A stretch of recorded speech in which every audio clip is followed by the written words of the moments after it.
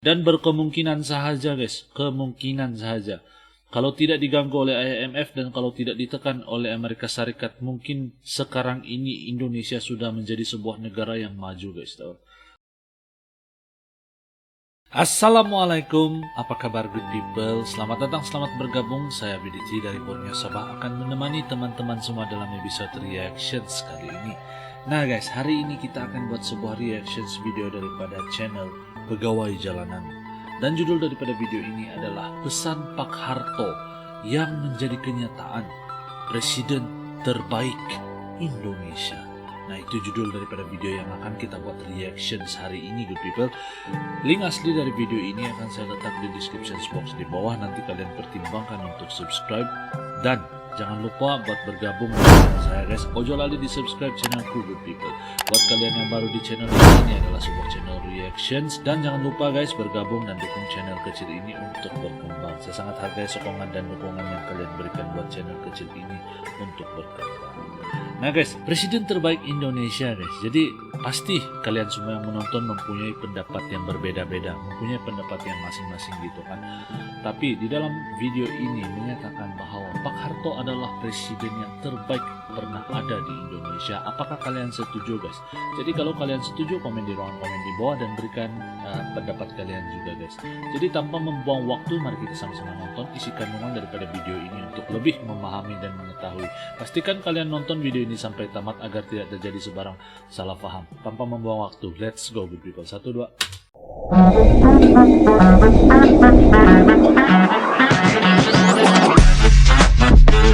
Yo, kumaha damang, salam silaturahmi good people. Ojo lali di subscribe yo channelku. Presiden terbaik Indonesia, Pak Harto guys.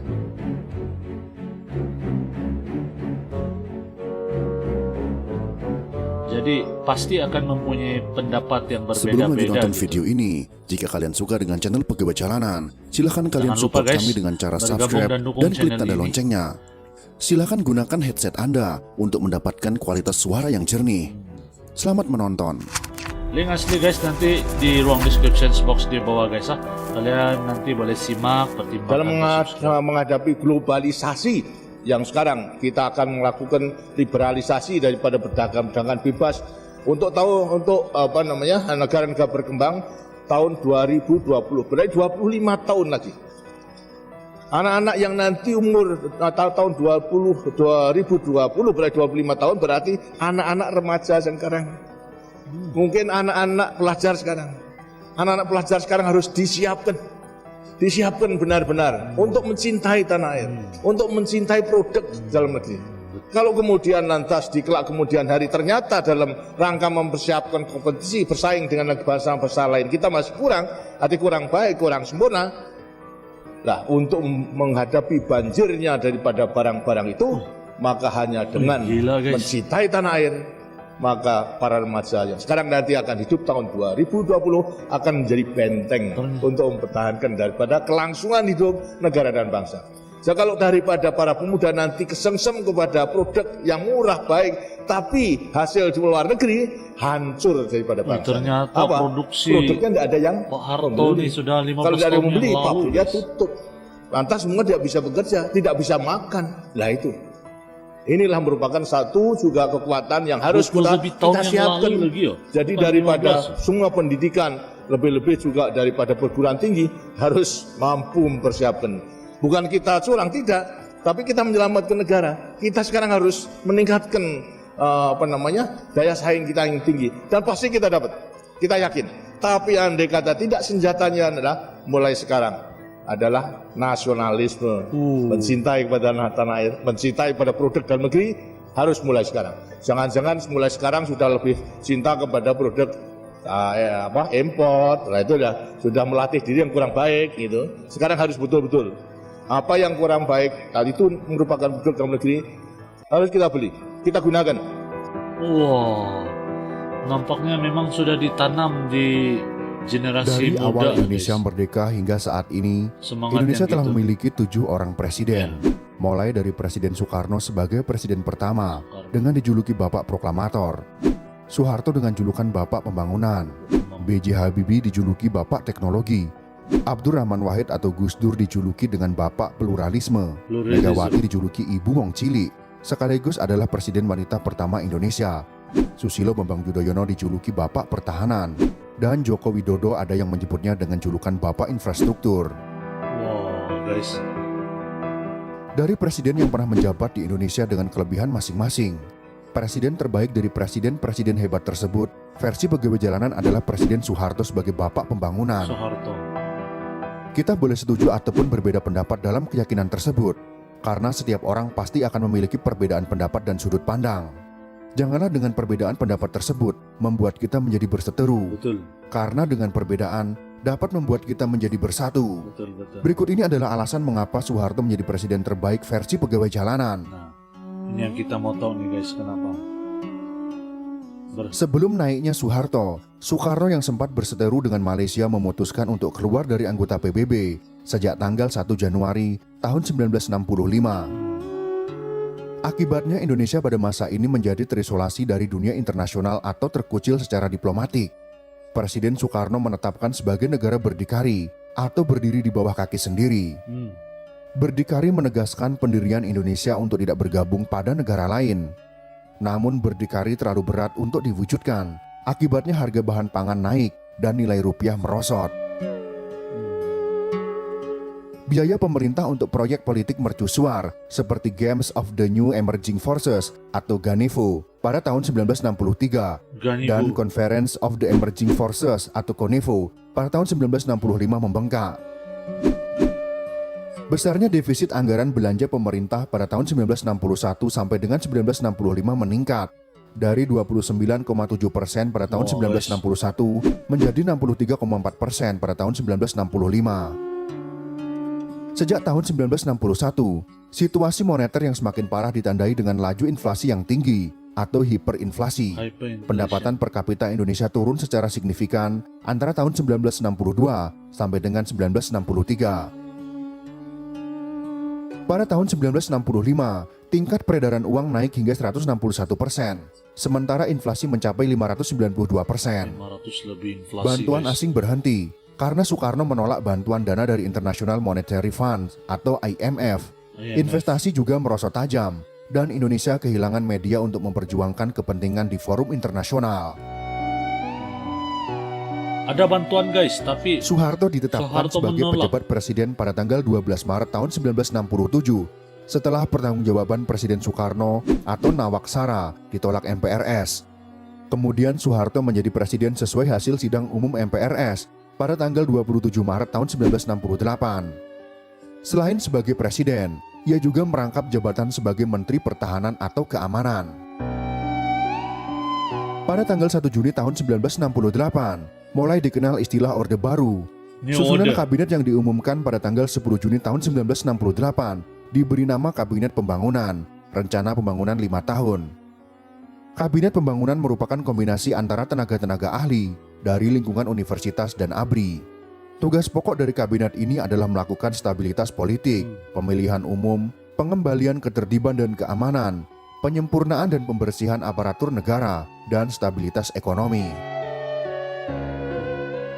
Pembangunan ekonomi Indonesia selama pemerintahan Orde Baru Soeharto bisa dibagi dalam 3 periode. Setiap periode dikenali dengan kebijakan-kebijakan spesifiknya yang ditujukan untuk konteks ekonomi spesifik. Pertama, pemulihan ekonomi tentang tahun 1966 sampai dengan 1973. Kedua, pertumbuhan ekonomi secara cepat dan intervensi pemerintah yang semakin kuat rentang tahun 1974 sampai dengan 1982. Ketiga, pertumbuhan didorong oleh ekspor dan deregulasi rentang waktu 1983 sampai dengan 1996. Jadi di tempo di 5 Langkah tahun pertama 5 pemulihan tahun. ekonomi adalah reintegrasi Indonesia ke dalam ekonomi dunia dengan cara bergabung kembali dengan International Monetary Fund atau IMF, Persatuan Bangsa-Bangsa, dan Bank Dunia dalam pertengahan akhir tahun 1960-an. Bergabung balik. Nah, Ini Indonesia memulai bergabung aliran balik. bantuan keuangan dan bantuan asing dari negara-negara Barat dan Jepang masuk Indonesia. Permusuhan dengan Malaysia atau politik konfrontasi Soekarno juga dihentikan. Langkah kedua adalah memerangi hiperinflasi. Soeharto mengandalkan sekelompok teknokrat ekonomi, sebagian besar dididik di Amerika Serikat, untuk membuat sebuah rencana pemulihan ekonomi. Rencana pemulihan ekonomi dibagi menjadi 3 tahapan, yaitu stabilisasi, rehabilitasi, dan pembangunan. Ketiga tahapan tersebut diwujudkan dalam beberapa langkah, seperti penghentian hiperinflasi, penjadwalan utang luar negeri, dan membuka penanaman modal asing. Setelah investasi asing dibuka, langkah selanjutnya adalah mencari bantuan luar negeri. Namun karena beban neraca pembayaran utang luar negeri yang diwariskan dari Orde Lama, membuat Indonesia sulit mendapatkan kreditur. Indonesia tidak mampu membayar cicilan ataupun bunga utang luar negeri. Bank Indonesia saat itu juga terang-terangan tidak mampu membayar letters of credit, serta terpaksa menunda pembayaran kredit perdagangan luar negeri. Dalam kondisi seperti ini, Indonesia tidak berkualifikasi cukup untuk mendapat bantuan kredit luar negeri. Solusinya kemudian Soeharto mengirimkan delegasi ke berbagai negara kreditor untuk membahas moratorium utang luar negeri. Tempat tujuannya adalah London dan Paris Club, kelompok informal kreditur di pentas internasional.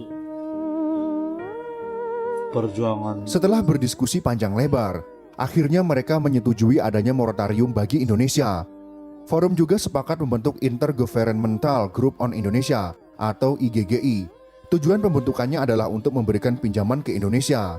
Sejak IGGI dibentuk, Indonesia mendapat pinjaman sebesar 200 juta dolar Amerika Serikat. Uang tersebut kemudian digunakan untuk memperbaiki perekonomian dan melakukan pembangunan. Soeharto juga mulai melakukan program keluarga berencana agar membatasi jumlah penduduk pada tahun 1969. Soeharto melakukannya dengan hati-hati karena masalah ini tidaklah mudah. Semua dilakukan untuk mengendalikan angka kelahiran dan mengurangi angka kematian pada bayi dan anak, sehingga meningkatnya taraf kesejahteraan sebagai hasil kemajuan pembangunan dan pelayanan kesehatan. Luar biasa. Moto yang sebelumnya banyak anak banyak rezeki, mulai berganti dengan moto keluarga kecil bahagia dengan cukup 2 anak saja. Oh, di Indonesia pernah karena kasih limit macam nih guys. Ini baru saya tahu guys. Tidak hanya menggarap program Info dari yang desa baru. ke desa dan kelompok pencapir, Soeharto yang waktu itu menjadi panglima tertinggi ABRI juga mencanangkan program ABRI masuk desa pada tahun 1978. Artinya saat itu ABRI harus menyatu dengan masyarakat untuk bersama-sama membangun di pedesaan dan membantu meningkatkan kesejahteraannya. Personel ABRI diberdayakan untuk melakukan pembangunan di desa-desa, mulai dari irigasi, jembatan, dan lain sebagainya, yang intinya untuk mendukung peningkatan sarana dan prasarana yang betul-betul menyentuh langsung kepentingan dan perbaikan kehidupan masyarakat di pedesaan. Program ini dirasakan penting untuk membuka isolasi daerah terpencil, meningkatkan roda perekonomian masyarakat di daerah yang dapat membuka akses yang lebih luas untuk pemasaran hasil bumi dan produk-produk yang ada di desa. Selain sasaran fisik, ada juga sasaran non-fisik yang diarahkan pada peningkatan wawasan dan semangat kebangsaan dalam kehidupan berbangsa dan bernegara, serta kesadaran bela negara yang mampu menggugah semangat persatuan dan kesatuan bangsa. Guys, tidak sangka guys, Pada tahun ada kisah begini guys. 1984, Indonesia berhasil swasembada beras dengan angka produksi sebanyak 25,8 ton. Kesuksesan ini mendapatkan penghargaan dari FAO, yaitu Organisasi Pangan dan Pertanian Dunia, pada tahun 1985. Indonesia juga masih bisa menyumbang 100.000 ton untuk korban kelaparan di sejumlah negara di Eropa. 100.000 ton. Salah satu strategi yang digagas Soeharto untuk memajukan sektor pertanian kala itu adalah revolusi hijau. Revolusi hijau adalah cara bercocok tanam dari tradisional berubah ke cara modern untuk meningkatkan produktivitas pertanian. Revolusi hijau muncul karena adanya masalah kemiskinan yang disebabkan karena pertumbuhan jumlah penduduk yang sangat pesat, tidak sebanding dengan peningkatan produksi pangan. Bayangkan Pak Harto Dalam bidang teknologi, merevolusi Indonesia telah betul-betul. mampu membuat pesawat sendiri. Pesawat N250 mulai dirancang pada tahun 1986. Pada tahun 1995, pesawat tersebut berhasil mengudara di langit Indonesia. Dengan keberhasilan teknologi tersebut, IMF mulai berusaha menghancurkan perekonomian Indonesia. Hal ini terbukti dengan keadaan Indonesia yang mengalami krisis ekonomi pada tahun 1990-an. Krisis tersebut sengaja diciptakan oleh Amerika Serikat dan IMF. Tujuannya adalah untuk membuat Indonesia bergolak dan membuat Soeharto jatuh, sehingga Indonesia tidak menjadi negara yang maju. Pendapat ini antara lain dikemukakan oleh Profesor Steve Henke, penasihat ekonomi Soeharto dan ahli masalah Dewan Mata Uang atau Currency Board System atau CBS dari Amerika Serikat. Menurut ahli ekonomi dari Johns Hopkins University itu, Amerika Serikat dan IMF lah yang menciptakan krisis untuk mendorong kejatuhan Soeharto. IMF memanipulasi rekam jejak krisis Indonesia melalui penulisan ulang sejarah moneter demi menutupi kesalahannya. Krisis ekonomi yang disusul krisis politik mengakibatkan pelarian modal keluar Indonesia secara masif, sehingga menyebabkan anjloknya nilai rupiah. Akibatnya proyek pesawat N250 dihentikan oleh negara. Akibat krisis ekonomi tersebut, penutupan proyek IPTN juga dilakukan pemerintah atas saran IMF saat itu. Presiden Soeharto putus asa karena kondisi ekonomi yang tenggelam seketika, mata uang dan pasar saham anjlok, belum lagi dengan kelangkaan bahan pangan. Saat itu Soeharto ditekan, baik oleh Presiden Amerika Serikat yaitu Bill Clinton, disebut-sebut tak lagi menyukai kepemimpinan Orde Baru, maupun Managing Director IMF, yaitu Michel Kemdeses. Ia dipaksa memilih antara menggugurkan ide CBS atau mengorbankan bantuan asing. Di tengah krisis ekonomi yang memburuk, Soeharto terpaksa menandatangani Letter of Intent dengan IMF di kediaman Cendana pada tanggal 15 Januari tahun 1998. Sepintas IMF seperti membantu, tapi kenyataan sebaliknya. Bantuan dengan sejumlah syarat itu malah sangat merugikan perekonomian Indonesia. Tidak sangka IMF Mantan Perdana Menteri Australia yaitu Paul Keating berpendapat, Departemen Keuangan Amerika Serikat dengan sengaja menggunakan keuntungan ekonomi sebagai sarana untuk menjatuhkan Presiden Soeharto. Mantan Menteri Luar Negeri Amerika Serikat yaitu Lauren Egelberger membenarkan diagnosis bahwa pemerintah Amerika Serikat memang mendukung IMF untuk sengaja menggulingkan Soeharto. Bahkan Direktur Eksekutif IMF Michel Kemdeses tak membantah pernyataan tersebut. Saat ia pensiun, dengan bangga dia berkata, "Kami menciptakan kondisi krisis yang mengharuskan Presiden Soeharto untuk meninggalkan kekuasaannya." Padahal kalau mungkin Itulah tidak alasan diganggu, Soeharto mungkin menjadi presiden terbaik Indonesia versi akan pegawai jauh jalanan, maju. sampai Amerika pun menumbangkannya. Jika saja Amerika dan IMF tidak menekan Indonesia, mungkin saat ini Indonesia telah menjadi negara maju yang mampu memproduksi kebutuhan untuk negara sendiri dan tidak lagi bergantung pada impor. Betul. Memang benar Soeharto juga memiliki banyak dosa karena menjabat secara otoriter. Namun Indonesia pernah sejahtera ketika dipimpin oleh Soeharto dengan pembangunan yang merata hampir di semua daerah. Semoga kita bisa memiliki lagi presiden yang dapat menjadikan negara kita menjadi lebih baik. Amin. Janganlah untuk kita Indonesia. menghujat hanya dengan melihat dari satu sisi. Karena manusia tidak ada yang sempurna. Betul. Akan tetapi ada sisi lain yang tidak disukai oleh orang lain. Betul. Ini benar guys. Jika Saya kalian setuju. suka dengan video ini, silakan berikan jempol ke atas. Terbaik Jika kalian channel merasa ini bermanfaat, maka pegawai berikan jalanan. kepada yang lain. Terima kasih sudah menonton. Oh, mantap. Oke guys, jadi demikian video yang baru kita nonton bareng guys. Perbedaan pendapat itu pasti akan ada guys. Saya tidak akan heran guys kalau ada perbedaan pendapat di dalam video ini dan di ruang komentar nanti. Tetapi perbedaan pendapat itu yang akan menguatkan ataupun mengutuhkan sesuatu benda itu. Ataupun dalam konteks ini adalah negara guys. Jadi perbedaan pendapat ini yang akan menguatkan negara itu. Jadi kita boleh berbeda pendapat tetapi haruslah berpikir secara garis besar dia mengikut di dalam teori ini juga guys. Jadi ini adalah pandangan daripada pegawai jalanan bahwa Pak Harto adalah pemimpin yang terbaik ada di Indonesia. Dan berkemungkinan sahaja guys, kemungkinan sahaja. Kalau tidak diganggu oleh IMF dan kalau tidak ditekan oleh Amerika Serikat, mungkin sekarang ini Indonesia sudah menjadi sebuah negara yang maju guys. Tahu? Kan itu kalau menurut pendapat saya guys. Tetapi kalau menurut kalian pula bagaimana? Silakan komen di ruangan komen di bawah. Siapakah menurut kalian presiden Indonesia yang terbaik yang pernah wujud guys? Terima kasih kerana menonton. Saya BDT. Saya mohon maaf kalau ada sebarang kata-kata saya yang mengguris hati semua. Dan saya mohon maaf juga kalau ada sebarang video di dalam video ini yang kalian tidak suka. Saya mohon maaf. Dan kita akan jumpa lagi di video yang akan datang good people. Terima kasih kerana menonton. Ini adalah sebuah video yang benar-benar membuka pikiran saya guys. Salam santun damai dan salam silaturahmi. Ojo lali di subscribe channelku. Assalamualaikum. Salam Nusantara. Yo teman-teman, ojo lali di subscribe yo channelku.